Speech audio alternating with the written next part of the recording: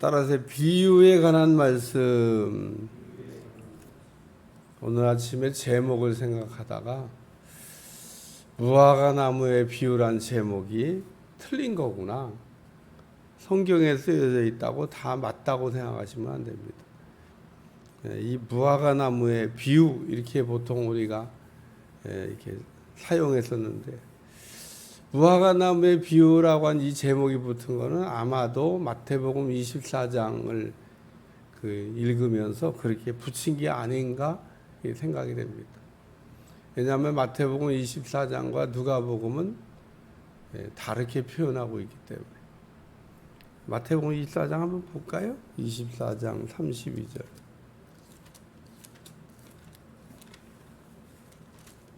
24장 32절. 32절 33절까지 같이 한번 읽어보겠습니다. 시작. 무화과 나무의 비유를 배우라.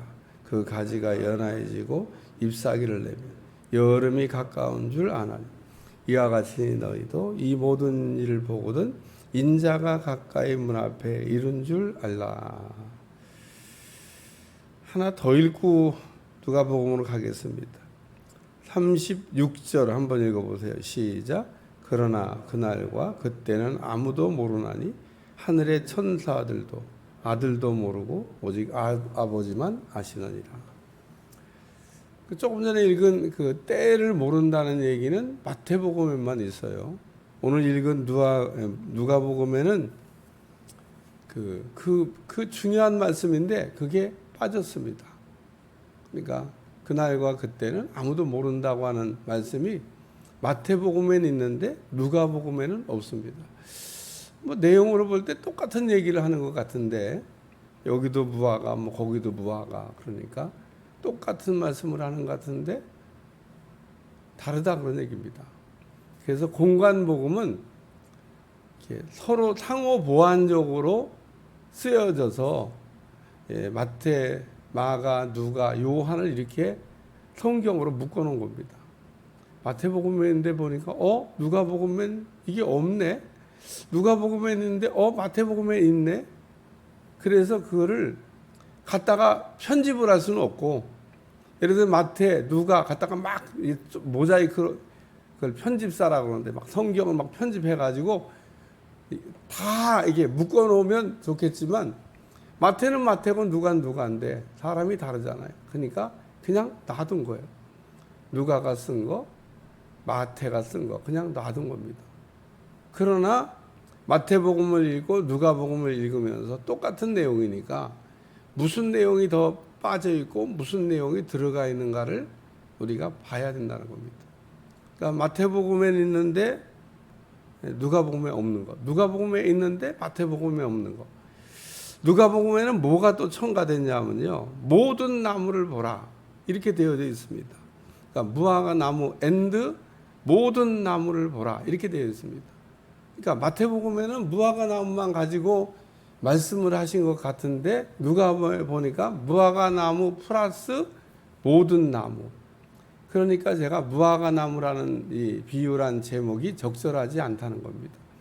그냥 나무의 비유를 하신 거예요. 나무의 비유를 하신 거를 가지고 무화과 나무의 비유라고 이렇게 딱 찝어버리면 어떻게 되냐. 그러면 이제 성경이 해석이 막 엉뚱한 데로 날아가는 겁니다. 왜냐하면 무화과 나무는 이스라엘을 상징한다. 그럼 모든 나무는 뭐야? 무화과 나무는 이스라엘 상징한다고 해석하면 좋은데, 그럼 모든 나무는 뭐냐고. 모든 나무 이방인인가? 그러니까 비유는 그냥 비유로 읽어야 되고, 그리고 또 이렇게 성경이 서로 상호 보완적으로 되어 있는 거는 이렇게 서로 양쪽을 다 읽어보고 공통적인 건 뭐고 빠진 거는 뭐고 이런 거를 이렇게 찾아가면서 하는 일이 뭐냐? 성경 연구입니다. 그러니까 성경 연구의 기본이 되어 있는 사람은 이게 뭐 여기만 딱 나온 거다, 여기 외에는 없다, 이러면 이제 그 부분만 가지고 해석을 해야 되지만, 그렇지 않고 다른 데서도 이 똑같은 이야기를 다루고 있다면 다른 본문까지도 읽어본 다음에 결론을 내야 된다는 겁니다. 그래야 성경이 바르게 해석이 되는 거지. 아니, 마태도 나오고 누가도 나오고 뭐 마가도 나오는데, 아니 다른 성경은 보지도 않고 그렇게 그런 거 좋아하는 사람들이 누구냐? 그게 이단인 겁니다. 이단. 여러분, 이단이 되는 거는 뭐 아주 간단해요. 성경 한 절만 똑 잘라가지고 앞에도 뒤에도 안 읽어. 성경을 우리가 앞뒤로 잘라버리고 딱 한 절만 읽으면요, 뜻이 전혀 달라질 수가 있습니다. 그러니까 지금도 이거 마태복음만 읽고 제목을 붙인다 그러면 무화과나무의 비유 이렇게 붙이겠죠. 그건 무화과나무만 얘기했으니까. 근데 여기 누가 해보니까 무화과나무만 다룬 게 아니네. 모든 나무도 들어갔네. 그러니까 이건 그냥 비유. 예? 뭐 제가 나무의 비유 이렇게 하려다가 그냥 비유에 관한 말씀이다, 이렇게 제목을 붙인 겁니다. 그래서 또 이 누가복음에는 없는데 마태복음에 있는 거, 그날과 그때는 아무도 모른다. 이게 지금 보면 때에 관한 말씀을 하는 것 같아요. 여러분, 마태복음도 읽어보고 누가복음도 읽어보면 뭐 싹이 나면 너희가 여름이 가까운 줄을 자연히 아나니. 그래서 무화과 나무를 얘기하면서 잘못된 사람들이 이걸 해석할 때 그렇게 얘기합니다. 이스라엘의 독립이다. 이스라엘, 저는 그거 안 믿습니다. 뭔 이스라엘의 독립이야, 이스라엘 독립이. 무화과 나무가 이스라엘 상징, 이스라엘의 독립. 왜 이스라엘의 독립이라는 얘기를 콕 집어서 이야기하냐? 시간 계산을 하고 싶어서. 저 여러 번 해봤어요. 저도 뭐 종교개혁 때부터 뭐 싹이 난 거다, 이스라엘 독립 때부터 싹이 난 거다, 다 그렇게 갔다가 그 뒷얘기를 붙이면요, 다 이론이 맞는 것 같아요. 그러니까 뭐 종교개혁 때부터 뭐 날짜를 계산한다든지, 뭐 이스라엘 독립한 날로부터 날짜를 쫙 계산한다든지. 뭔 계산을 그렇게 좋아해요? 계산하면 뭐가 나오냐면 재림의 날이 나옵니다. 예수님이 몇 년도에 재림하신다.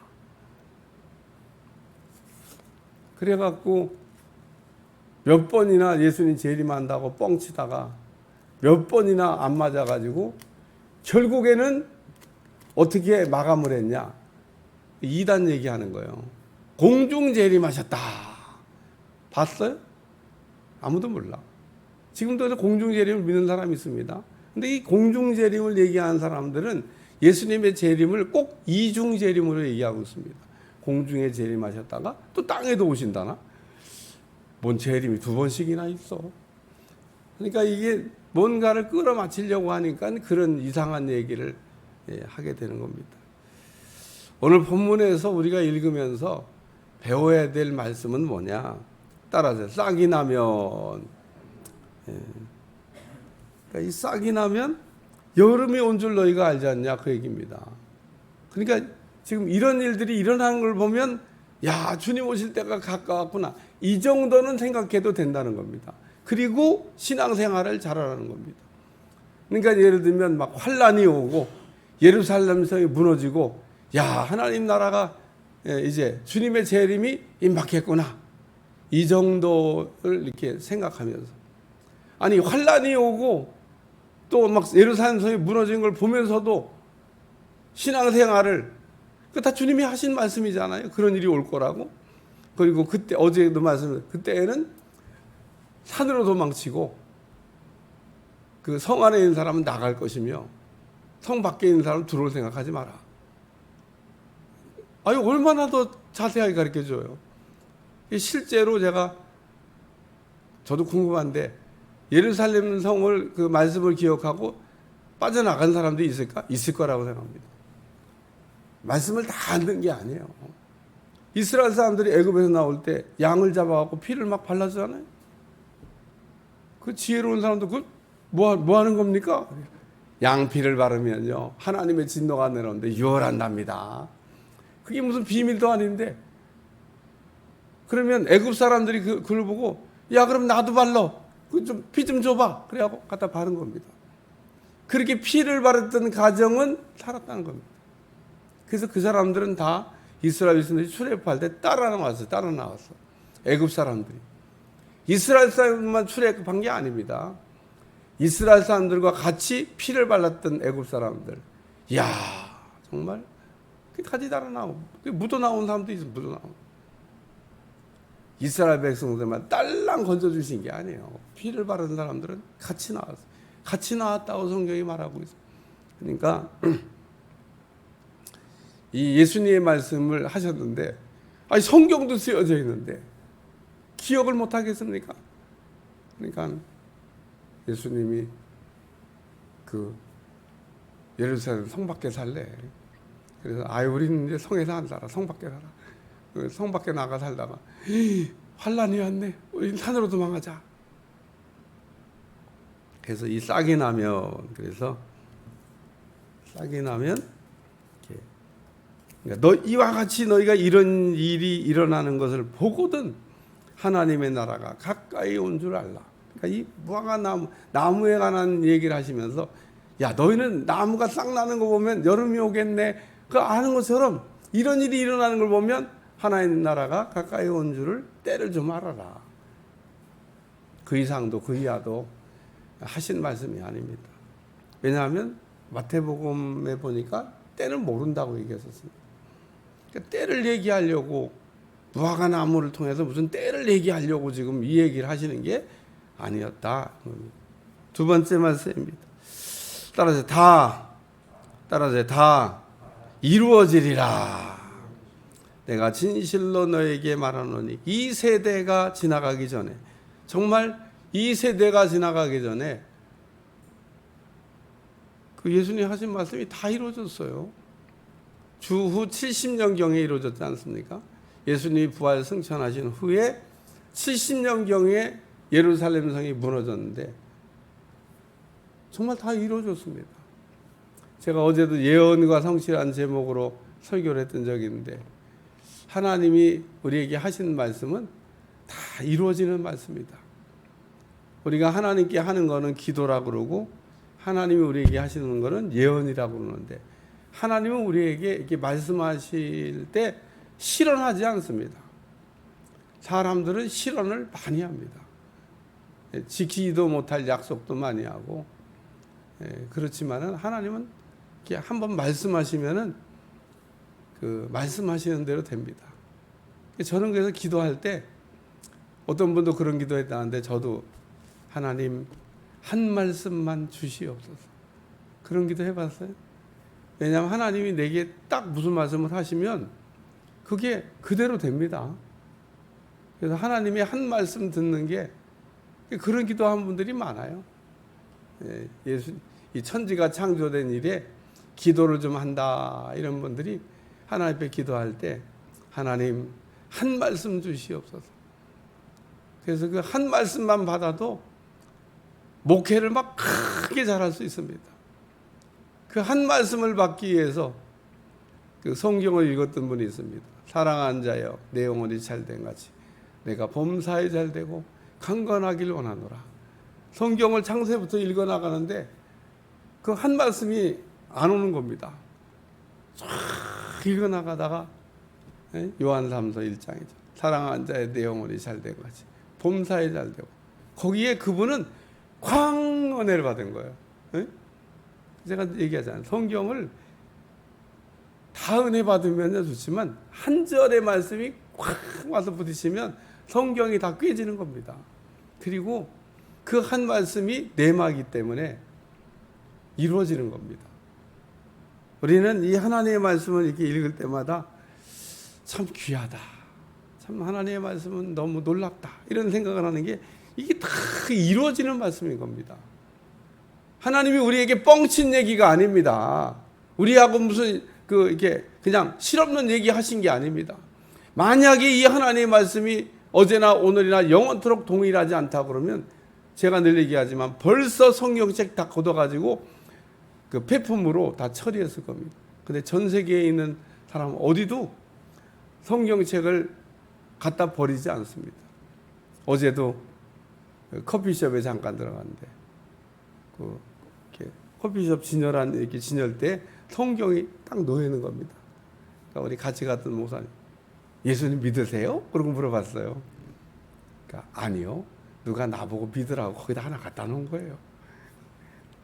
읽을까? 아유, 폼이야. 거기 그냥 진열대에 탁, 그게 진열대에 폼으로 올려놔야 될 책이 아닌 겁니다. 주인이 그럼 읽냐? 커피숍 주인이? 안 읽어. 얼마나 귀한 선물을 그 누군지 모르지만 갖다 준 겁니까? 읽고 은혜 받으라고. 근데 안 읽어. 딱 진열대에 장식품이 되나 봐요. 성경도. 이게 딱 누가 갖다 줬는데 자기 커피 이렇게 한 그 옆에나 차라리 갖다 놓지. 먼 진열대에다가 탁 멋있나 봐. 성경을 이렇게 딱 진열대에 올려놓으면. 다른 책들도 있어요. 성경이 딱 성경에 놓여 있으니까. 예수님 믿으세요? 안 믿어요. 누가 믿으라고 갖다. 우리가 또 그래서 이제 목사님들끼리 막 이렇게 얘기하는데 자꾸 얘기하는데 그 자기도 궁금한가 봐. 막 끼어들더라고. 그래서 그런 데는 끼어들면서 은혜 받는 데는 안 끼어드네. 여기 다 이루어지리라.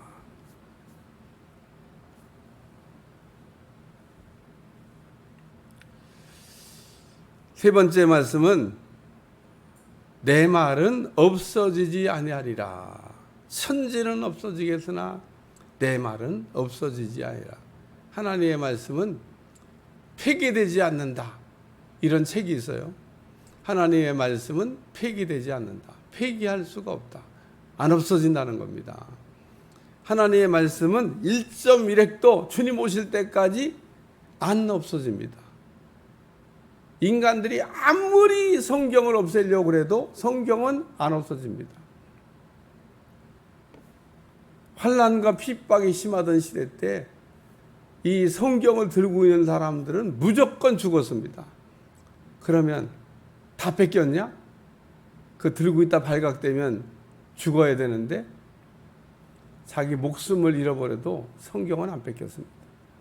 그래서 지구상에 있는 모든 성경을 싹 다 없애보려고 했던 그 분들도 계신데 아무리 없애려고 해도 성경은 싹 없애주고, 그리고 그런 시대에는 어떤 분은 머릿속에다가 다 성경을 외워버렸습니다. 문서로 된 성경은 없앨 수 있어도 내 머릿속에 들어있는 성경은 못 없앤다는 겁니다. 우리나라에도 지금도 그런 분들이 있습니다. 성경을 통째로 다 외워갖고, 어떤 목사님 아들은 영어 성경을 통째로 머릿속에 넣었다고. 이야, 아니 한국어를 우리가 통째로 외우는 것도 간단한 일인데 영어 성경을 통째로 머릿속에다 넣었답니다. 영어 잘할 것 같아. 이야, 대단한 사람들 많더라고요. 뭐 우리가 그렇게 막 통째로 막 머릿속에다가 다 암송할 것까지는 없지만 천지는 없어지겠으나 내 말은 없어지지 아니하라. 폐기되지 아니하고 없어지지 않은 이 하나님의 말씀, 얼마나 귀한 말씀이냐는 겁니다. 근데 무슨 얘기를 하는 거예요? 마태복음을 봐요. 때는 모른다. 때는 모른다고 우리 주님이 말씀하셨잖아요. 그러니까 때는 천사도 모르고 아버지도 아들도 모르고 하나님 아버지만 아신다. 그러니까 그거는 기도하지 마세요. 하나님 때를 좀 알려주시옵소서. 나한테만 가르쳐주시옵소서. 이제 사기치는 분들이 자기가 알았대.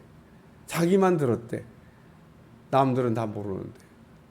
성경은 또 모른다고 얘기하는데 자기는 어떻게 그때를 알았어? 아이고,